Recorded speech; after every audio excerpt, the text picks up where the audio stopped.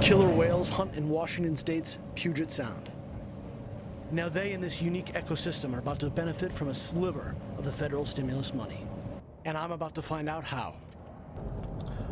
So I'm about 15 miles from Oak Harbor. I'm meeting up there with a local group that's gotten about $5 million in stimulus money to recover lost fishing nets.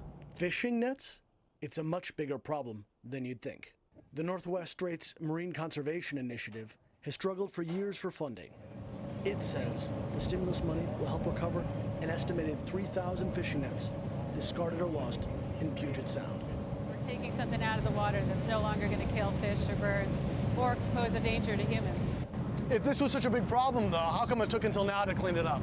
You know, imagine if you had nets strung along the streets that were catching bunny rabbits and squirrels. We wouldn't be discussing whether we should remove the net. We would be pulling them. It would have been immediate. But when those threats are down underwater, you just have it's so much harder to know what kind of impacts they're having. Diver Kenny Woodside takes to the water. 80 feet below, he begins the painstaking task of cutting free a net bigger than a football field, by hand. Over the ship's communication system, he can tell me what he sees. There might be more than one net. And Kenny, how long do you think it'll take to get the whole net up? Maybe 2 days. The pieces of the net he cuts free are pulled to the deck. So is their catch. So this is a case in point for what we've seen out here today. This is a Puget Sound king crab, very rare crab, protected. You're not supposed to be catching them. But as they say, the net doesn't know that. This just got pulled out of a net, and we're going to put it back in the water now. And by restoring the environment, the divers are also earning a wage. The nets removal project will create 40 new jobs.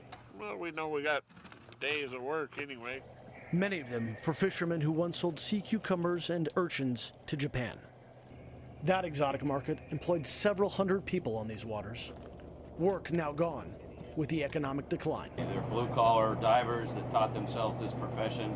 They depend on their own abilities to earn a living, and this is exactly the place that this money ought to be spent, because it's going to stay in the local community, it's going to support these families. Your tax dollars at work. Underwater. Patrick Oppmann, CNN, on Puget Sound, Washington.